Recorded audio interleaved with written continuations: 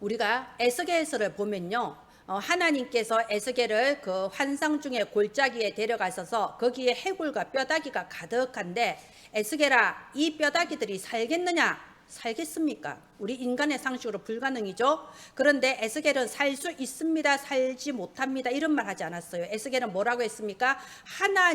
하나님의 뜻이면 하나님의 뜻대로 된다고 했습니다. 그래서 하나님께서 에스겔아, 너는 말씀을 대언해라 했을 때, 에스겔이 하나님의 말씀을 대언했을 때 생기가 그 해골들에게 들어가서 마른 뼈다귀가 여호와의 지극히 큰 군대로 세움을 입었다고 되어 있습니다. 오늘 이 시간 하나님의 말씀이 선포되어질 때에 우리가 마른 뼈다귀 같은 심령으로 나와왔다 할지라도 여호와의 지극히 큰 군대로 세움을 입는 시간 되시기를 주 예수님 이름으로 축원드립니다. 자, 갈렙이 나이 80세의 안악산지를 향하여 말하기를, 나를 보내소서, 내가 내 힘으로, 내가 내 능력으로 안악산지 정복하겠습니다, 할만합니다, 이렇게 말하지 않았어요. 나에게 여호와께서 말씀하신 대로 이 산지를 주옵소서, 여호와께서 말씀하신 대로 이들을 쫓아내게 할 겁니다. 뭐죠? 말씀이 기준이에요. 갈렙은 자기의 능력이 기준이 아니었어요. 자기 한 사람이 80세 노인이 무슨 능력으로 안악산지 정복하겠습니까? 내가 기준이 아니었어요. 하나님의 말씀이 기준이었어요. 하나님의 말씀하시면 하실 수 있다는 겁니다. 우리 지난주에 렘넌트 시대의 파수망대, 이 말씀이 선포됐습니다. 하나님께서 나를 파수망대로 세우셨다고 하는데 내가 무슨 파수망대냐? 나는 솔직히 나 하나도 감당하기 힘들다. 나는 내 일도 내가 제대로 할 수가 없다, 이렇게 생각할 수도 있어요. 내가 어떻게? 그런데 보세요, 기드온은요 사실 급쟁이였어요. 기드온은 밀을 추수를 해야 되는데 밀을 포도주 틀에 넣고 타작했다고 돼 있어요. 왜요? 밀을 포도주 틀에 넣어야지 소리가 덜 나거든. 큰 소리 나면은 블레셋군이 쳐들어올까 봐 무서워서 포도주 틀에 넣어서 밀을 타작할 만큼 겁쟁이였어요. 그런데 주의 사자가 기드온 앞에 나타나서 한 첫 번째 말이 뭡니까? 큰 용사여, 이랬습니다. 영어로는 mighty warrior, 가장 강한 용사여, 이랬습니다. 우리가 내 기준으로 생각하면 이해가 안 돼요. 그런데 하나님의 말씀이 선포되었기 때문에 그 말씀대로 이 기드온은요 블레셋군을 다 쫓아내고 이스라엘의 큰 용사로 서게 됐습니다. 이것이 하나님의 말씀의 능력이라는 겁니다. 바울의 상황을 한번 볼까요? 바울은 고린도후서 1장 8절에 보면 이렇게 돼 있어요. 내가 힘에 겹도록 심한 고난을 당했다라고 되어 있습니다. 여러분, 바울이 의지가 약한 사람이 아니잖아요. 근데 바울이 힘에 겹도록, 말하자면은 내가 더 이상 못하겠다, 내 힘에 넘친다, 힘에 겹도록 심한 고난을 당했다고 되어 있고요. 살 소망이 끊어졌다고 되어 있습니다. 우리가 그런 순간이 있어요. 우리가 바이올린의 줄이 딱 끊어지는 것처럼요, 어느 선까지는 내가 감당하고 내가 참아내고 내가 해나갈 수 있는데 어느 선 넘어가면 이제 진짜 마음이 딱 꺾어져 버릴 때가 있어요. 살 소망이 끊어졌다. 바울이 이 정도의 말을 했을 때는 얼마나 힘들었겠습니까? 그런데 오늘 우리가 읽은 이 성경 구절에 보세요. 우리 여기 8절부터 9절까지 바울은 이렇게 고백합니다. 사방으로 우겨쌈을 당하여도 쌓이지 않는다고 돼 있어요. 답답한 일을 당하여도 낙심을 하지 않는다. 아무리 박해를 받아도 나는 버림받지 않고, 남들이 보면 완전히 거꾸러졌다, 무너졌다 싶지만 나는 절대로 망하지 않는다라고 되어 있습니다. 그 이유가 뭔가요? 바로 오늘 말씀대로 우리는 보배가 담긴 질그릇이기 때문이에요. 여러분, 질그릇은 연약합니다. 그러나 거기에 무엇이 담겨 있느냐가 중요해요. 질그릇은요 잠깐 떨어뜨려도 깨어져 버려요. 흙으로 만들었습니다. 질그릇은요 흙으로 만들었기 때문에 나오는 게 먼지와 오염밖에 없어요. 우리는 파고들면 들수록 내게서 나오는 것은요 악한 것밖에 없고 추한 것밖에 없습니다. 우린 질그릇입니다. 그런데 무엇이 담겼다고요? 보배이신 주 예수 그리스도께서 우리 안에 임하셨어요. 그래서 나는 누구냐? 보배가 담긴 질그릇. 1대지 보겠습니다. 1대지가 파수망대의 이유라고 되어 있습니다. 어떻게 내가 파수망대가 될 수 있습니까? 내 능력에, 내 기준에. 그런데 우리의 기준이 아니라고 했죠. 우리에게 보배이신 주 예수 그리스도께서 우리 속에 담겨 있기 때문에 우리가 파수망대가 될 수 있는 거예요. 그리스도가 어떤 분인데요? 그리스도는 내가 절대로 해결할 수 없는 것을 해결해 주시는 분입니다. 인간의 능력으로 할 수 없는 것을 해주시는 분이에요. 아무리 성공자라도 아무리 능력자라도 가문을 타고 내려오는 영적 대물림, 어느 중요한 순간에 나를 거꾸러뜨리는 그 영적 문제는 해결을 할 수가 없습니다. 절대로 어느 날 닥치는 재앙과 어느 날 닥치는 문제를 막아줄 수가 없습니다. 그런데 오직 그리스도께서는 이 사단의 머리를 완전히 박살내시고 오늘 또 나와 빛으로서 나와 함께 하셔서 오늘 또 나의 그리스도가 되어주신다 이겁니다. 그래서 고린도후서 4장 7절에 뭐가 있나요? 심히 큰 능력이 우리에게 있지 않다고 했습니다. 우리는 할 수 없습니다. 그럼에도 내가 파수망대다 라고 말할 수 있는 것은 심히 큰 능력이 내게 있지 않고 우리 주 예수 그리스도께 있기 때문입니다. 주는 그리스도시요 살아계신 하나님의 아들이십니다.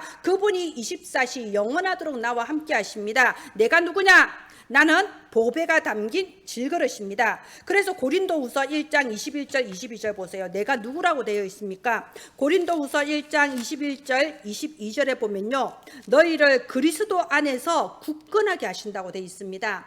예수 그리스도 안에서 우리에게 기름을 부으셨어요. 하나님의 자녀로 성령을 주셨다 이겁니다. 그래서 그리스도 안에서 우리에게 우리의 구원을 인치시고 도장 찍어 버렸어요. 그리고 보증으로서 성령을 우리 마음에 주셨다고 되어 있습니다. 성령께서 우리와 함께 하셔서 우리에게 참 생명이 있음을 알게 하셨다 이겁니다.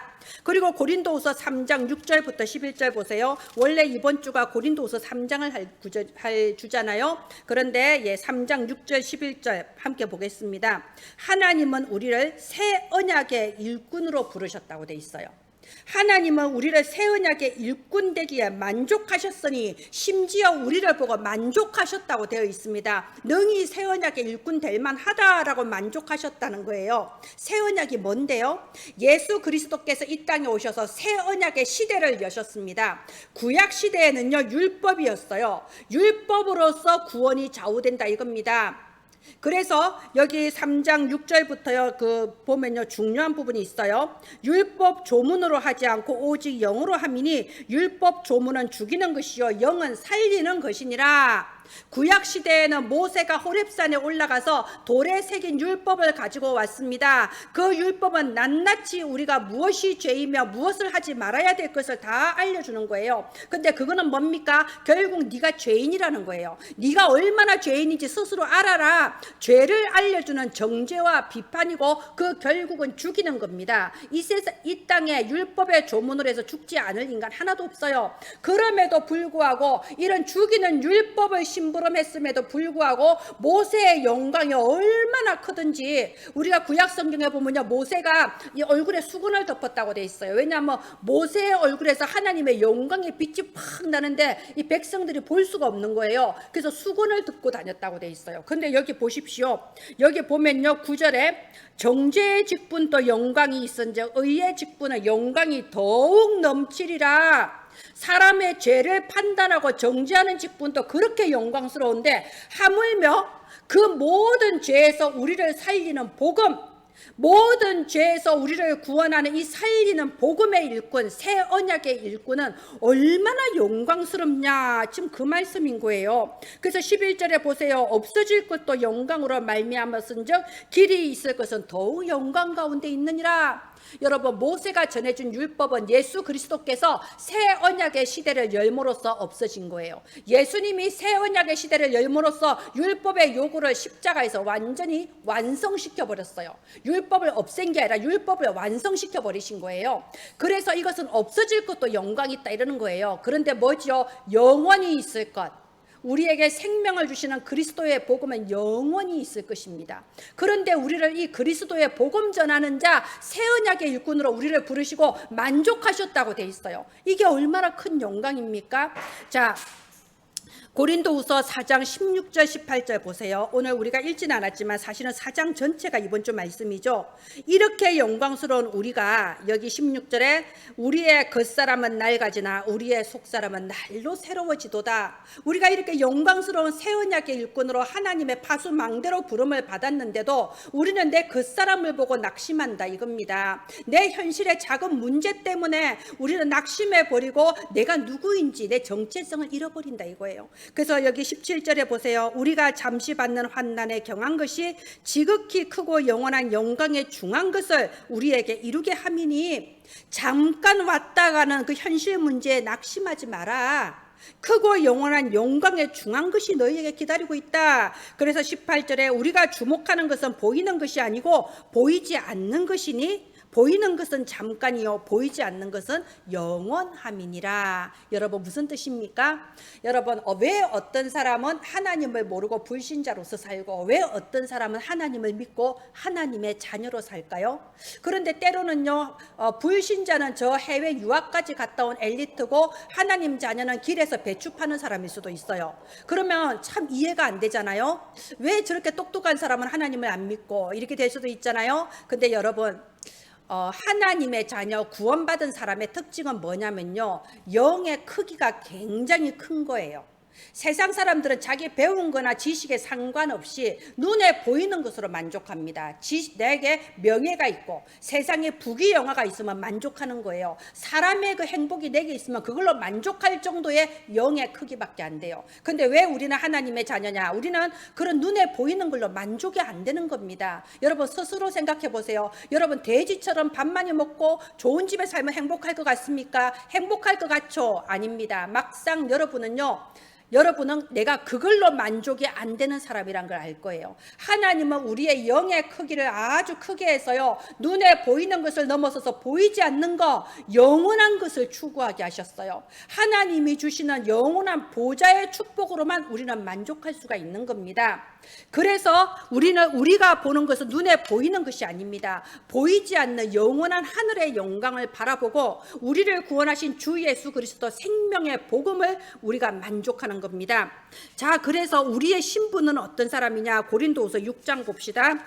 6장 9절에서 10절 보면요, 결국 우리는 어떤 사람이냐? 무명한 자 같으나 유명한 자고 죽은 자 같으나 살아있는 자입니다. 징계를 받는 자 같으나 우리는 죽임을 당하지 아니하고 근심하는 자 같으나 항상 기뻐하는 자고 가난한 자 같으나 오히려 많은 사람을 부요하게 하는 사람입니다. 아무것도 없는 자 같으나 실상은 우리는 모든 것을 가진 사람입니다. 그게 저와 여러분입니다. 그래서 하나님은 우리를 파수망대로 세우신 거예요. 하나님은 우리를 보고 만족하시고 기뻐하고 계십니다. 여러분 우리가 흔들릴 이유가 전혀 없어요. 무슨 파수망대가 흔들리고 이리 왔다 저리 갔다 하겠습니까? 전혀 흔들릴 이유가 없습니다. 갈렙이 흔들렸습니까? 한 번도 흔들리지 않았어요. 저 가데스바네아 광야에서도 오직 하나님을 믿고 올바른 보고를 했고요. 40년이 지나 안악산지 앞에서도 하나님의 말씀하신 대로 될 것이라고 고백했습니다. 기드온 큰 용사여라고 부름받은 그 이후에 흔들리지 않았습니다. 바울 정말 힘에 겹도록 심한 고난을 당하고 사회 소망이 끊어졌으나 그러나 나는 망하지 않는다. 흔들리지 않았습니다. 왜요? 하나님께서 이미 언약을 선포하셨거든요. 너는 파수망대다. 너는 새 언약의 일꾼이다. 이미 우리에게 직분을 주셨다 이겁니다. 그래서 고린도후서 4장 1절에 보십시오. 4장 1절에 그러므로 우리가 이 직분을 받아 긍휼하심을 입은 대로 낙심하지 아니하고 이미 언약은 선포되었습니다. 이미 하나님은 우리에게 직분을 주셨습니다. 낙심하거나 흔들릴 이유가 전혀 없습니다. 언제까지 우리가 과거의 문제와 상처에 빠져서 허우적대는 인생은 이제 끝난 겁니다. 우리는 사람을 살리는 새 언약의 일꾼입니다. 내가 있는 현장에 일어나 빛을 발해서 살리는 파수망대입니다. 자, 두 번째 파수망대가 누려야 할 힘, 이대지입니다.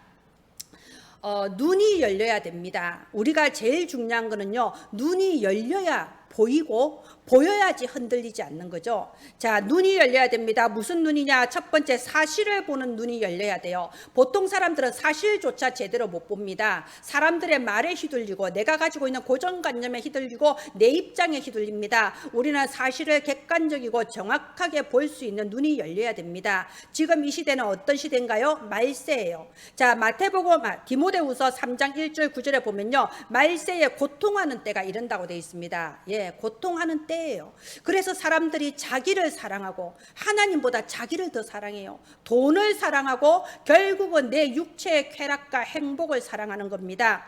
여러분, 지금 시대가 어떤 시대냐면요, 옛날 우리 어렸을 때 배운 것처럼 국가와 민족을 위하여 무엇을 하고 어려움을 이겨내고 나는 이것을 이루고, 이런 말이 안 먹혀요.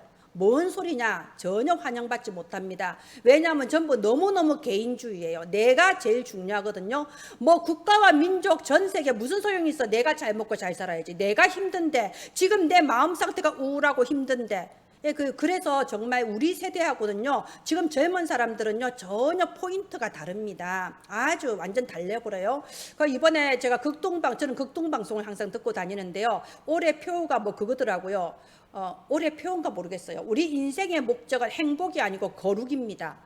예, 저는 그런 표가 나온 이유를 알겠더라고요. 너무 지금 기독교인들조차도요, 모든 인생의 목적에 나의 행복의 포인트가 맞춰져 있어요. 그래서 소확행, 작아도 확실한 행복, 점점 더 그릇이 작아져요. 점점 마음이 작아져요. 점점 나의 행복, 나의 마음의 평안, 여기에 포인트가 맞춰져요. 어디 거기에 우리가 들어가고 국가가 들어가고 세계가 들어가겠습니까? 그래서 하나님보다 자기밖에 모르는 거예요. 자기를 사랑하고 돈을 사랑하고 쾌락을 사랑하고 조급하고 분내고 원통하고 감사하지 아니하고, 그게 지금 이 시대입니다. 그래서 예수님이 말씀하셨죠. 마태복음 24장 11절 12절에요. 마지막 때에 거짓 선지자들이 일어날 거라고 했어요. 교회 안에도 내 귀에 달콤한 말을 해주기를 바라는 거죠. 거짓 선지자들이 일어나는데 교회 안에 불법이 성하고 사람들의 사랑이 식는다고 돼 있습니다. 이게 무슨 말인가요? 교회 안에 불법이 성한 거예요. 하나님보다 나를 더 사랑하니까 교회 안에도 범죄가 일어날 수밖에 없는 거예요. 타락하는 겁니다. 그러니까 사람들의 사랑이 식는다, 이 말은요, 많은 성도와 후대들이 그것 때문에 상처받고 시험 들어서 하나님을 향한 사랑이 식어버린다, 이겁니다. 지금 얼마나 많은 교회들의 분쟁이 일어나고 있는지 몰라요. 목사와 장로가 싸우고 원로 목사와 후임 목사가 싸우고, 분쟁과 분리와 분열의 영이 교회 안에 가득하고요, 그 안에서 새신자들과 그리고 후대들은 교회를 떠나가는 겁니다. 마음에 상처받고 시험 들어서요. 이게 바로 우리가 객관적인 사실이다, 이겁니다. 그런데 우리는 그것만 보면 안 돼요. 진실을 봐야 돼요. 눈에 안 보이는 숨은 진실이 뭐냐? 오늘 우리 고린도후서 4장 3절부터 4절을 보세요. 고린도후서 4장 3절에서 4절 보면요, 이 세상의 신이라고 나와 있어요. 이 세상의 신, 즉 사탄 마귀예요. 공중권세를 가진 이 사탄이 공중권세를 붙잡고 이 세상을 쥐락펴락하는데, 그 사탄의 목적은 뭐냐? 하나예요. 죽이는 거예요. 사탄의 목적은 죽이는 거 하나밖에 없습니다. 그래서 교회를 다니든 안 다니든 상관없이 창세기 3장 나밖에 몰라요. 나의 행복, 나의 쾌락이 다인 거예요. 창세기 6장 그것을 위해서 내 육신의 욕심대로 행하는 겁니다. 그래서 창세기 11장 결국 세상 사람들에게 인기 없고 명예 없고 눈에 보이는 게 다 이렇게 창세기 3장 6장 11장을 가지고 죽이는 거예요. 사울 왕이 여기에 빠졌잖아요. 그래서 사울 왕은요, 사무엘 선지자가 무서운 예언을 했거든요. 하나님이 당신을 버렸습니다. 하나님이 당신을 버리고 다른 사람을 왕으로 세울 것입니다. 이런 무서운 예언을 들었는데도 무릎 꿇고 하나님 앞에 회개하기는커녕 하나님이 나를 버리셔도 상관없으니까 일단은 백성들 앞에서 내 얼굴을 좀 높여주시옵소서, 이렇게 완전히 창세기 3장 6장 11장 돼버린다니까요. 나중에는 사울왕이 무속인을 찾아가요. 점치는 여자를 찾아가요. 지금도 마찬가지입니다. 세상에 많은 권세가들, 세상에 많은 성공했다는 엘리트들이 무속인, 점술인, 우상숭배 쪽으로 몰려가고 있잖아요. 왜? 좀 더 잘 살아보고 좀 더 창세기 3장 6장 11장적인 내 욕심을 채워보려고 가는 겁니다. 근데 그런다고 잘 사나요? 우리가 봐서 알지 않습니까? 사울왕이 얼마나 비참하게 죽었는데요. 그 강대한 아수르 어떻게 멸망했는데요. 강대한 애국, 강대한 바벨론 다 무너지고 다 멸망했습니다. 세상 사람들은요, 자기의 육체의 욕심을 향하여 달려가지만 결국 최후에는 망하고 맙니다. 그 배후에 있는 게 바로 사탄의 역사예요. 그런데 이거는 지금 또 반복되고 있습니다. 여러분 주변을 보세요. 지금 또 다른 사람들의 위에 올라가려고 나를 위하여 욕심 부리고 나를 위하여 그렇게 발악하는 사람들 끝까지 잘 삽니까? 그런데도 결국 무너질 수밖에 없는데 지금 또 반복되고 있다 그럽니다. 자, 그래서요, 제가 사실과 진실을 말하는 거예요. 사실을 보고 진실을 보십시오. 그리고 그렇게 사탄의 역사 속에 죽음의 길, 망하는 길을 가고 있는 많은 사람들을 보면서 내가 상처받을 이유가 뭐가 있습니까? 내가 그런 사람들 때문에 시험 들고 흔들리고 그렇게 방황할 필요가 뭐가 있습니까? 그게 인생 낭비예요. 사탄은요, 우리를 그렇게 만드는 거예요. 바로 그 사실을 알았기 때문에 다윗이 끝까지 사울 왕을 대적하지 않았어요. 내 인생을 낭비하지 않겠다 이거죠. 자, 이런 사단의 역사가 가득한 세상 속에서 하나님께서 우리에게 하신 일이 있습니다. 그게 고린도후서 4장 6절이에요. 4장 6절, 어두운 데에 빛이 비치라 말씀하셨던 하나님께서 예수 그리스도 얼굴에 있는 하나님의 영광을 아는 빛을 우리 마음에 비추셨느니라. 이런 시큼한 세상, 흑암이 가득한 세상에 하나님은 우리 마음에 빛을 비추어 주셨습니다. 주는 그리스도시요 살아계신 하나님의 아들이십니다. 오직 그리스도, 이 빛을 우리한테 비춰주셔서 천에 하나 만에 하나 알기 힘든 그 그리스도 복음을 붙잡게 하셨잖아요. 우리 가문을 쭉 보세요. 누가 복음을 붙잡았습니까? 우리 주변을 보세요. 누가 그리스도 언약 붙잡았습니까?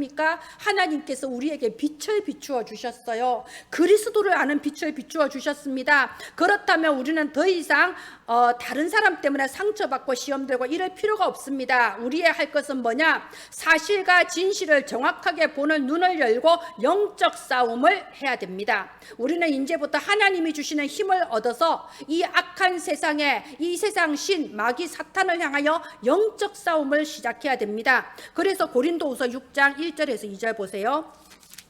6장 1절 2절 보면요, 하나님의 은혜를 헛되이 받지 말라고 되어 있습니다. 그래서 보라 지금은 은혜 받을 만한 때요, 보라 지금은 구원의 날이도다 돼 있어요. 이게 뭐죠? 기회를 놓치지 말라는 거예요. 하나님이 우리에게 이렇게 빛을 비추는 은혜를 주셨는데 헛되이 받지 마라. 보라 지금 이 시간표를 놓치지 마라. 지금 이때에 하나님이 주시는 힘을 얻으라는 겁니다. 여러분, 우리 지금 예배드리러 나와 있습니다. 그러면 이 시간을 헛되이 보내지 마세요. 은혜를 헛되이 놓치지 마세요. 이 시간에 집중하시기를 바랍니다. 이 예배는 내 일생에 다시 오지 않는 예배입니다. 하나님은 이 시간에 보좌의 문을 여시고 말씀을 통하여 언약적인 축복을 우리한테 주시는 시간입니다. 우리는 지금 40일 집중이 진행되고 있습니다. 여러분, 기회를 놓치지 마세요. 끝까지 집중하세요. 하나님이 주시는 보좌의 힘을 얻으셔야 됩니다. 우리는 그럴 수 있는 자격이 있습니다. 그래서 고린도후서 12장 1절부터 10절까지 보면 무슨 내용인가요? 고린도후서 12장 1절부터 10절까지는요, 바울이 어떻게 이런 힘을 받았냐, 그 비결이 나와 있습니다.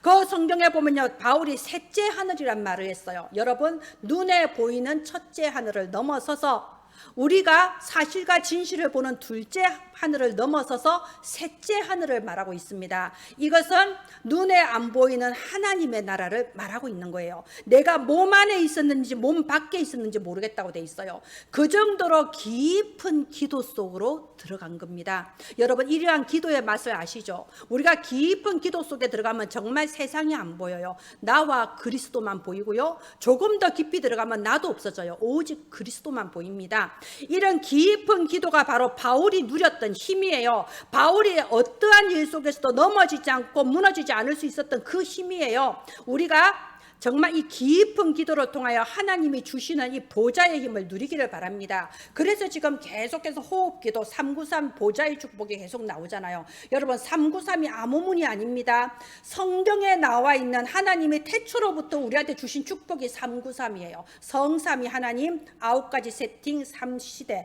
이거를 가지고 천천히 여러분 묵상하면서 기도하세요. 제가 이제 오늘 밤 또는 내일 우리 교회 단톡방에다가 제가 링크를 하나 올릴 거예요. 있는데요. 다른 교회에서 만든 건데요.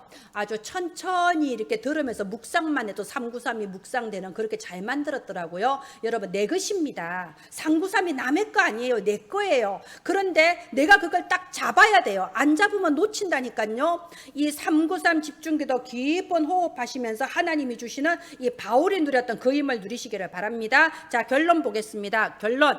여러분, 사실과 진실을 보는 것보다 더 중요한 게 있어요. 뭐죠?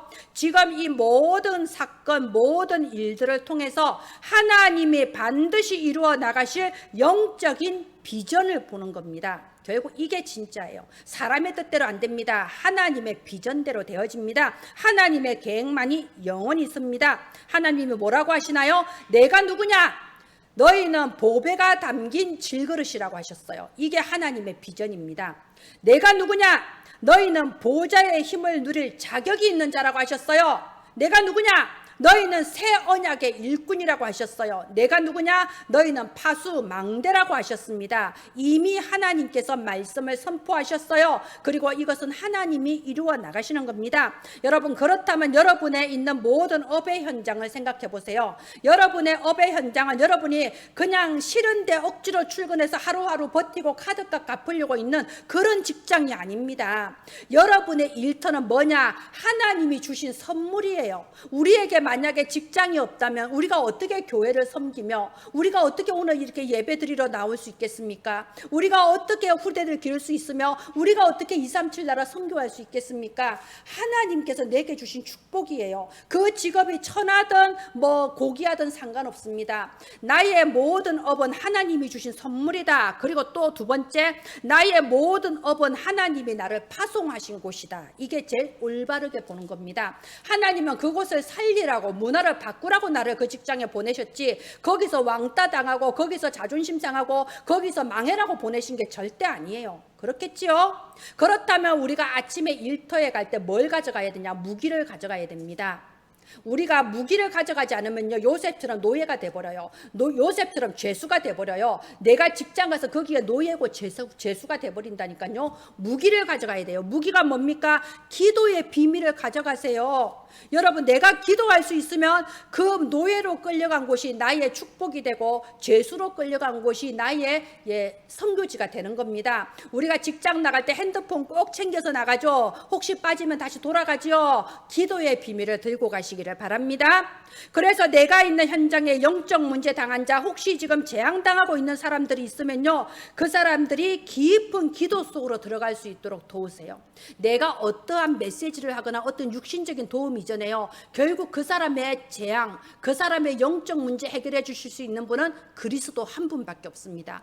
그렇다면 그 사람이 스스로 깊은 기도 속으로 들어갈 수 있도록 거기에 포인트를 주고 도우라 이겁니다. 그거보다 더 중요한 거, 재앙 당하기 전에 도와야 됩니다. 물론 재앙을 당했을 때 제 메시지가 잘 들어가지만요, 사실은 재앙 당하기 전에 복음 안에 뿌리 내릴 수 있도록 우리가 도와야 됩니다. 거기에 포인트를 두고 우리가 우리의 그 업의 현장으로 가시는 겁니다. 그렇게 하는 사람이 바로 파수망대요, 사람을 살리는 새 언약의 일꾼이다 이겁니다. 오늘 또 우리가 하나님이 주신 힘을 얻읍시다. 우리가 40일 집중을 통하여 하나님이 주시는 세상이 알 수 없는 셋째 하늘의 힘을 얻읍시다. 그래서 내가 파송된 현장에서 병든 자, 갈급한 자, 재앙당하고 있는 자를 살려내는 파수망대가 되시기를 주 예수님 이름으로 축원드립니다. 기도합니다. 하나님, 은혜를 감사합니다. 아무 자격 없는 질그릇 같은 저희에게 보배이신 그리스도께서 임하셨음을 감사합니다. 아무 자격 없는 저희를 새 언약의 일꾼으로 파수망대로 사람을 살리는 귀한 직분 주셨음을 감사합니다. 이 중요한 사명을 감당할 수 있는 힘을 주시옵소서. 저와 은혜나무 가족들이 정말 바울이 누렸던 그 깊은 기도 속으로, 깊은 집중 속으로 들어갈 수 있게 하시고 세상을 넉넉히 이기고 살려낼 수 있는 보좌의 축복으로 충만하게 하여 주시옵소서. 이번 한 주간 또 주께서 우리 은혜나무 가족들에게 모든 업의 현장마다 위드 임마누엘 원넷으로 함께하여 주옵소서. 살아계신 주 예수님 이름으로 기도합니다. 아멘. 네, 감사합니다.